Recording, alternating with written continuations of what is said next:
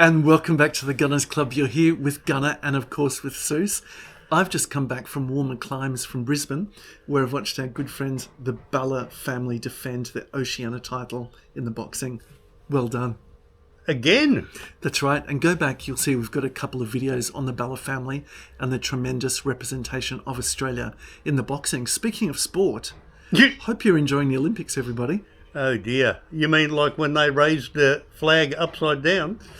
We don't talk about such things. Did they give up? Now, what's been on your mind, Seuss? Because you've been mentioning electric, what do you call him? Jesus. Electric Jesus. Who would that be? Elon. Elon Musk. Yeah. He's made the decision that battery electric is pretty much dead. Well, I'm not so convinced, but let's have a little bit of a chat about Elon Musk and about Tesla and what's going on in the markets for electric vehicles for a start in Australia and in America. And let's work out what we know about Elon Musk and maybe where he's headed with that as well. I think we're living in a time where great men are still walking the earth. Now, people who can conceptually come up with ideas like Howard Hughes or Steve Jobs, for instance, they've both departed, but I would argue that Elon Musk is probably even more influential than what these people are. Yep.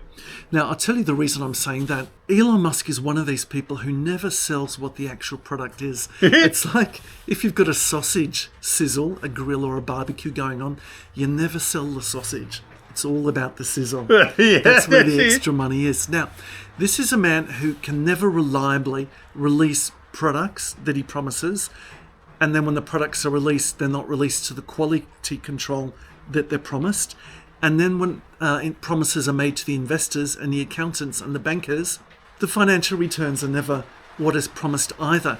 But he can see what there isn't. Now, I'm almost going down the path of this Kamala Harris and be unburdened by what is and see what can be. I had to throw that in. Now, at times the richest man on earth, Yes. richer than God, basically, made a lot of money through internet startups and then by PayPal. Correct, yes. Okay. And now this is a chap who, owns the means to communication. He effectively bought Twitter, renamed it X, hence SpaceX as well, and he's got that. And of course, with he's the got the satellite business. arrays, yep. Yeah, well, we could talk a little bit about that. The satellite arrays and his foray into space is something which made the Chinese government a little bit nervous with some of his expansions of his plans out there in Shanghai. But effectively, we're talking about electric vehicles. Electric vehicles for Tesla, okay? Basically, the idea is that if you've got batteries, they can be standard type of batteries. You don't even have to produce them yourself. He purchases a lot through LG and through Panasonic. If you put enough cells together, suddenly you've got a formidable source of power and a formidable source of transport. You lay that down on a flat surface, on a tray, and you put some seats on top of that. You've effectively got a car. Or a Molotov cocktail. Well, these things can really burn, baby, burn. Oh, yeah. When they go, they seriously go. So I like the way that he started the business. He argued that it's really people who are prepared to pay a lot of money for a unique sports product who will subsidise the start of the business. And that's what he did. He created the Roadster, sold it in very limited numbers, but it started to generate some cash and to generate some interest before the Model S came out. Now, if you think about the range of cars that he's got out there, of course the 3 is supposed to be the letter E, and they effectively spell sexy, the models that he's got. But the model which hasn't come out yet, which people are holding their breath for, is the affordable, to you and me and to mum and dad, vehicle, which will be promised called the Model 2. Now, the big deal about this, it's supposed to come in at $25,000 or under US. So it's really a financial, psychological threshold as well. If he can bring in a car at that price in America, he's really got something he can market to the everyman. Well, and where are the Chinese on this? Aren't they already marketing cheaper than Tesla electric vehicles? Well, that's very, very interesting. So in Australia, we're seeing everywhere now generically styled cars that look a bit vaguely similar to German and American and Korean cars. If you squint sideways, you could almost be forgiven because the styles are unoriginal. The names are basically a pastiche of anything you could think of, and not limited to just a misspelling of one word. Some of the cars have got full sentences Yes. in the name. Oh, yeah. I'm thinking of things, of course, like Build Your Dreams. When I was in China about 5 years ago, I was asked how much of the market was Chinese and how much of it was BYD, Build Your Dreams. At that stage, really almost none of the Australian market was. Chery had an unsuccessful launch into Australia at that stage. They're back. And BYD was not heard of. I remember my taxi driver, who didn't forget to rip me off before I got out of the vehicle, was quite shocked about that. But America's a bit different because the tax which they had on Chinese vehicles, these electric vehicles, was 25%. It has been quadrupled recently to 100%. Wow. Okay. So, yes, for sure, they can produce vehicles cheaper than the West can produce them. It's amazing what communist Labour can do. It can bring the costs down. But there is a mandate at the moment under Biden that by 2035, 2/3 of vehicles, that's cars and trucks, in the US are mandated to have electric power in them. If that were to be the case, I don't believe there's enough power in the grid to charge these vehicles. Well, for a start, Trump has said the very first thing that he will do is he will remove that mandate if he's elected in power. And rightly so. And if you have a look at the releases of electric vehicles by General Motors, let's say by the big three, Ford particularly, with GM. And Toyota? Yeah, but for a start, I'm talking about the American cars because of the fact that they're domiciled mostly in America. They do have some Chinese operation as well. They've fallen way behind on their promises of what they would deliver for electric vehicles in the next couple of years. So they really are waiting to see what happens in terms of Trump being elected or not, and in terms of that mandate of what's required by 2035. Toyota are a little bit different, and you mentioned them. Yeah, but I saw a press release not long ago. Well, when I say not long ago, some months ago, that Ford, GM and Toyota are basically halting all R&D on battery electric vehicles. They're basically saying, this is all too bloody hard, nobody wants them, we're not wasting our money. Well, there's a couple of things to think of there, really. An electric vehicle is not limited to something which is a plug-in vehicle only. So a hybrid vehicle, if you were to go and call an Uber now or get a taxi, the chances are in Australia it would be a hybrid Camry.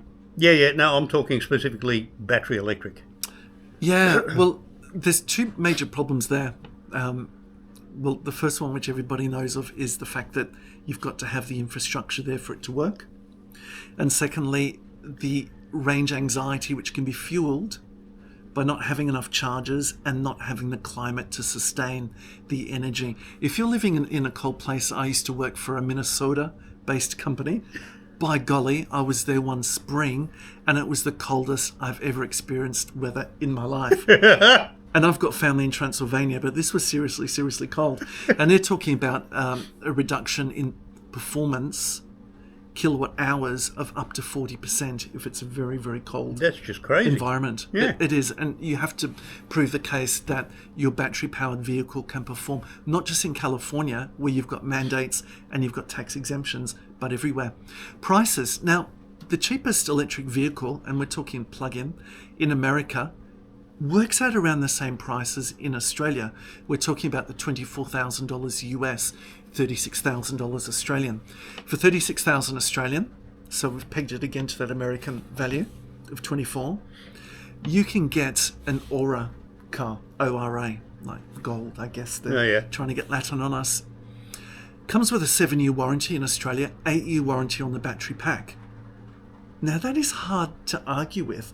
If you actually are living, let's say, not in a flat or an apartment, and you've got access to your own electricity point and car park, and you can charge that vehicle up, and you're not having to do long freeway runs like you are, and you're relying on diesel, very energy dense power, if you can get away with that, there's a very strong case for that. You've got a very quick delivery of power, you've got a cheap refueling, and you've got a warranty there of, let's say, for up to 8 years. What's the distance travelled? What's the range? Okay, so in terms of range anxiety, And I've recently read a very interesting book that's called Insane Mode, which talks a lot about Musk and talks a lot about the industry. At that stage, and this book was written about 8 years ago, they reckon that about 87% of all Americans with what they typically do in a day with the technology back then would be satisfied by electric vehicles. So not everybody's got the needs that, for example, that we do in our lifestyle with the kilometres which we do. Yeah, okay, but that's like everyday travelling. In other words, That's right. commuting to work, going down to local shops to buy your groceries. Dropping the kids off at school. Yeah, okay. Yeah. For that, I can see it. But then you have a weekend. Sure. What are those? You know, on those weekends, you want to go out and about, do a bit of sightseeing, whatever. You know, you could be a couple of 100 Ks out of your home base. Now, that might be fine. You get there, you say, we'll plug it in. It's not like walking into a servo and putting the nozzle into your petrol car and 5 minutes later you're driving out of the driveway. Yeah, it's certainly not. And in Australia, I think that's the real reason why Toyota, I think, are right on the money for Australia in using the hybrid system. So yes, you're using battery technology, albeit, let's face it, Toyota always seems to use an older technology, but always a proven technology. And that seems to work very well for Australia because there is that range anxiety. That's a really real thing. The performance and the range for the Teslas is actually quite remarkable. I mean, you would expect a Tesla to have a 500 kilometre range. I've had a look on their website today. The cheapest Tesla you can buy in Australia, and so it's pared back in terms of your speed, in terms of your luxuries. So they'll wire up your back seat so that you can actually have heating in your back seat, but they'll only turn it on if you pay for an extra package for it, which is a real act, I think, of witchery. But they do that. So they impair as well the range that you've got. $55,000 Australian is the price of the very cheapest. Now, we've spoken about the prices. $24,000 US for the very cheapest electric vehicle in the US. But typically, people in the US will go on and buy something of a higher spec. They won't buy something which is suited for a couple. They'll buy something suited for a family and something with a bit more luxury as well. Typically, they're spending about $55,000 US on an electric vehicle. Now, that is prohibitive because most people who are buying cars are buying second-hand cars. They don't have to be brand new. No, of they course can be not. a couple of years old. As soon as someone's broken wind in the driver's seat, it's no longer a new car. It's a used car. And the typical price that someone in the US is paying for a used car is about $12,000 US. Now, remember, you might be getting value for money with your $55,000 US electric car. But if most people are purchasing around a car for around $12,000, that means a lot of people are excluded from buying an electric vehicle for a start. Let's say... That brings up another point. are you going to talk depreciation? Oh my God, yes. Especially for electric cars. Yeah. Because unlike a fossil fueled vehicle, you can buy a car that's 30, 40 years old and it will still perform very adequately if it's been, reasonably looked after. And in fact will be easier to service. And not to mention start. And take it to a private mechanic who's been working on that particular Ford or Chevy for the last 30 years. Now, keep in mind that the battery lifespan on a battery electric car diminishes over time. We all know that with our Macintosh computers. Yeah. With our mobile phones as well. Yeah. So if you are in the market for a second-hand electric vehicle, let's say it's 4 years old. Sure. That means that range anxiety has gotten even more anxious, shall we say? Yeah, it's because you've lost 40% of your battery life. Well, if we're talking about, so I'm an accountant, so let's talk about it from an accounting point of view. Let's talk about it from an accounting point of view. An electric car will lose an awful lot in the first 2 years. Yes. But what it will lose will really accelerate in the next 3 years from then. An electric car, after 5 years, the value of it has completely fallen out of bed. Not only that, but the people who are prepared to take it off your hands, that market is completely narrowed as well. We talked about having a warranty for, let's say, 8 years on an electric car in Australia for the Aura, that's actually pretty reasonable, I believe. But I tell you what, you try to sell that vehicle after 8 years, we'd expect that the life performance of a battery would be between 10 to 20 years. But like you said, we don't expect the performance to be linear all the way through that 10 to 20 years. And, okay, you buy a second-hand car, a second-hand battery electric car. Sure. You bought it at a bargain price. Great, I'm a winner. Mm-hmm. The battery needs replacing because there might be nothing wrong with the car, Yeah. but the battery is cactus, so you need a new battery. Be prepared to pay more than what the car is worth to replace the battery.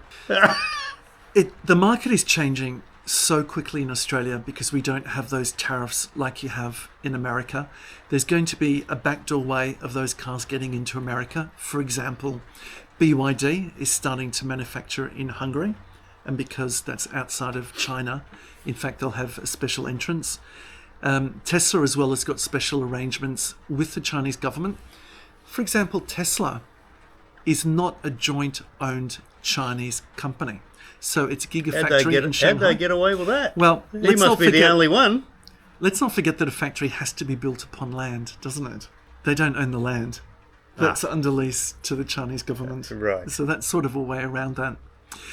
But it also gives them the arrangement to be able to import parts and Teslas from the US to sell without the major imposts into China. So it's a bit of a win-win, really, for Tesla with that. Yeah. So Elon Musk, what sort of a chap is he? He's a person who saw a way of changing people from using fossil fuels into using alternative sources of power. So you could say, in a way, he was an energy entrepreneur. But that's as far as the book goes, which I was reading, which was written about 8 years ago. Today, as recently as this week, the Age newspaper would argue that effectively no, he's in fact an AI entrepreneur. And what his main focus is on now is making autonomous vehicles. So autonomous vehicles which can drive, park, summons, hail, do whatever they need to with themselves without human intervention, essentially. Not exactly overly successful so far, however. Well, it seems that General Motors, with its electric cruise autonomous vehicle, has got cold feet at the moment with that and has shelved the project. But it seems that Elon Musk is still very keen with that. Another thing he's into as well at the moment is robots, and talking about selling robots which can perform dangerous menial tasks, have a human shape. I know what's coming up in your mind. It's not work-related. For about $18,000 US. Long time? So it's really changed from a person who sees the focus of his business as weaning people off fossil fuels, all the way up to autonomy and to AI. And we sort of went off track there for a minute. Wasn't there an article just very recently saying that as of 2026, Elon Musk is completely phasing out the battery electric and going to hydrogen, even though he poo-pooed the idea only several years ago? He did. He derided it as being basically a crazy idea. I'm having a bit of trouble finding enough information to substantiate that that's where his hand is on the tiller at the moment, that he's effectively pushing it towards hydrogen. Hydrogen itself has got a lot of problems. So in Australia, sales of hydrogen vehicles per year is less than 10. Well, it would be because there is no infrastructure to be able to pull up to a gas station and get a hydrogen refill. Almost not. I mean, the CSIRO and Toyota have been involved to some extent with the Toyota Mirai, which is basically the hydrogen vehicle, which is for sale in Australia. Hydrogen vehicles in the US are seriously, seriously heavily subsidised. Yep. I'm talking seriously. If you wanted to have a look at that and pick up the phone and talk to somebody who could sell you that vehicle, you'll be stunned by just how much the subsidy will be. Not only that, but effectively Toyota is giving in America a fuel card to the value of about $15,000 US for the purchase of that. But when you start to fill up, the first thing will happen will be this. You realise there aren't that many places to fill up. No. Secondly, once you do fill up, the cost of filling up is inordinately expensive. Is it? It is really expensive. Yeah, we're talking Okay. about 240 US to fill your vehicle up. The infrastructure is a problem. It's got to be delivered under very high pressure. It reminds me, in my early days, when I had a car that was LPG gas. And remember yes. those things? You'd fill it up under pressure. You'd have to screw the cap, Yep. fill it up under pressure. So I can sort of get the idea of, really squirting those hydrogens in. A similar sort of idea. But if you have a fuel tank, it can deliver to about 40 customers, and then it itself has to be refilled again. That's cost prohibitive. That infrastructure is hard to set up. But let's not forget this thing. The things which we take for granted as everyday use are things which will get displaced by other technology very easily. Yeah. Now, have a think about this. In 1900, only 10% of you Americans had access to electricity in your home. In 1960, only 10% of you Americans had access to colour TV at home. And to us, it came 10 years later. In 1990, only 10% of you had a mobile phone. Now, these things are ubiquitous. I mean, they're absolutely everywhere now. You've got colour TVs in your pockets. You've got all of these things. The whole pioneering industry for Earth was effectively salt. Salt was the way that people got paid and preserved their foods. Who would have thought it would have been displaced by refrigeration of foods? Yeah. Who would have thought that?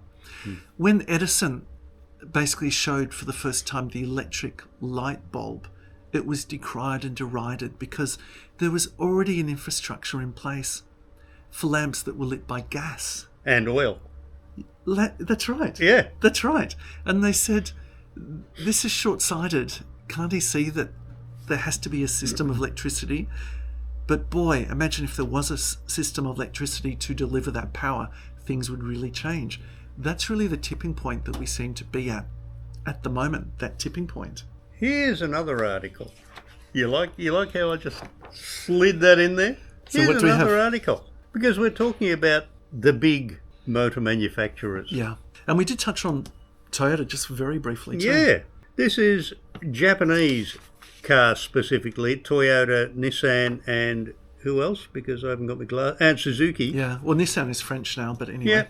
Yeah. Well, they've all gotten together and they've just introduced the world's first biomethane engine. Everybody is looking at alternatives away from battery electric. They've played with it. They've stuck their toe in there. It's too hard. It's too expensive. The infrastructure isn't there. It's just too difficult. There's got to be another way to get the emissions down. I think that there is a strong system in place which will continue to grow for electric vehicles. Undoubtedly, provided that the government keeps subsidising them to the shithouse. Because that's the only way it's ever going to happen. Sure, but at the moment the government's been subsidising fossil fuels, and in fact the fossil fuel industry in America has been all for carbon pricing on their goods to be taxed for the goods that they sell. For the simple fact is it will provide surety of what the price will be. Yep. That would be a win for the current fuel manufacturers and sellers. Now, biomethane, I mean, I can only imagine what that is. Vios in ancient Greek means living, and methane is essentially like oil we have today. But effectively what, they're going to use food products to make it? Well, who knows? They could grow straight out forest. Forest specifically for wood chip. I mean, they do that already to chip it down as to produce it. It opens a real can of worms because in the past they've talked about the selling of ethanol, and in fact in Australia we had ethanol fuel where essentially about 10 to 15% of the product would be sugarcane related, 85% it would be normal petroleum. And then in fact, I remember Ford, I think it was, produced a car which would run on the sugar. Yes. Unfortunately, that didn't really take off. But America had a similar sort of idea where effectively the fuel was made from corn. It starts to pose a lot of problems because we start to talk about the ethics of food prices going up. Something which was destined for people's mouths instead becomes something which is destined for somebody's fuel tank. And if we talk about denuding large swathes of agricultural land to grow biofuel, that in itself is a real problem.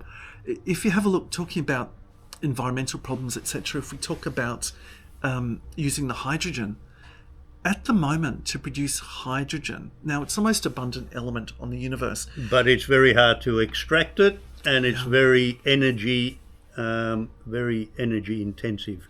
And about 97% of that fuel at the moment is basically extracted by fossil fuels. Yeah, yes. It sort of takes away the purpose, which is similar to, this is the point I know that you've made with me before, Suze. It's all well and good to have these lovely grids and to have these superchargers and these lovely new vehicles. But if you fill it up with something which is ultimately powered by gas or petroleum or coal, it makes no sense whatsoever. All you're doing is deluding yourself. And to a large extent, that is something which is very much happening in Australia. Well, not just Australia, but predominantly in Australia, because we don't have nuclear power. Whereas you guys, luckily in the US, you do. Yeah, I mean, look, the Australian political mind is turning towards that. I would go for something like thorium as opposed to nuclear, which is also radioactive, but Australia's got that in large supply, not as dangerous. But somebody like yourself, though, Suze, you've got solar cells on the roof. You actually have got a solar battery. Yep. Something like this could probably work for you if you weren't doing such bloody long kilometres. I do recall, who was it? Biden, was it, that said, while he was pushing the battery electric vehicle. Oh, that's right. When he was talking about wanting to make it, 60% by... 66% by 235. Yeah. And he made this comment on live television saying, I'm just going to go home, plug my car in overnight and power it off my solar panels. At night, off his solar panels. Do I need to explain this?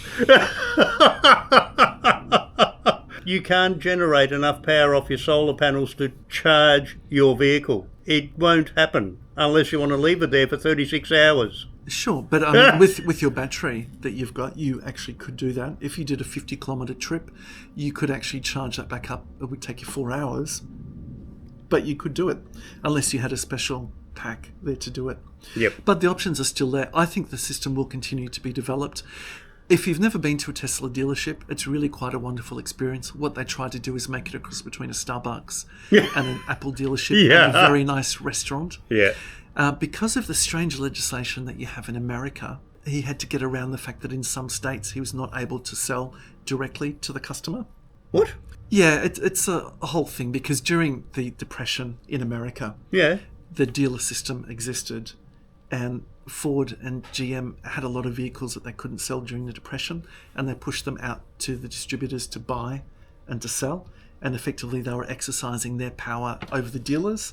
And so through legislative change, now the dealers are exercising their power back, and this time exercising it against Tesla and saying, well, in some states they're not able to sell directly to the consumer. What that means in some states, effectively, it's a gallery, and the people a little bit less pushy. I was lucky enough to go to one of those in Hawaii and inquired regarding solar battery and solar paneling. And as soon as I returned back to Australia, I received a phone call. It was a very positive experience. So the way that he looks at things is, I'll go back to the Kamala Harris, which I think is laughable. He dreams of what can be without being burdened by what was. A very unique cat, the sort of cat who, at a party as a young man, would be introduced to a young lady, take her to a nice seat on the couch and say, I think a lot about electric cars. Do you think about electric cars? I'm sure that's the first thing that popped up in her mind. For sure. The only way I can conclude this video is to say, unless what Elon Musk proposed or was purported to have said, that he's phasing out battery electric and going to hydrogen vehicles. Hydrogen electric, it's still electric, hydrogen powered electric as opposed to battery powered electric. If it was not a thought bubble, and if he actually goes through with it, imagine and he has the technology for the ultimate thought bubble being X or Twitter. Yeah. So imagine the big picture coming out of that. Your Tesla's going to be worth 5 cents. There are paddocks of them at the moment. Before he made this declaration, paddocks of Teslas that are highly discounted that nobody's buying. Tesla has never been about that. So General Motors, its share value is 6 times earning potential, its market capitalization, whereas Tesla's is 100 times that, again, because it's the dream of what he believes that he can promise. I'm going to contest that, and I'm going to end it by saying this. Whether you like it or not, whatever the mandate will be for America, and whatever the tariffs will be against China, and Trump says that, come what may, there will be a 60% impost on all goods from China when he gets into office. He did say that, yes. You will see more electric cars. You will see more electric cars from more brands. Just like we are in Australia, if they're not imported directly through China, you will see them imported through Europe. You will see them imported through your current, what we used to call the NAFTA agreement, through Mexico. You will see more electric cars. You will see them with better range. You will see them cheaper, and you will have more of them on your roads. Tell us what you think of that. Your thoughts matter. Leave a comment. Leave a comment for us, because we want to read them. Let us know if you think we're wrong. And we'll catch you on the next adventure. Don't forget to like and subscribe. Catch ya.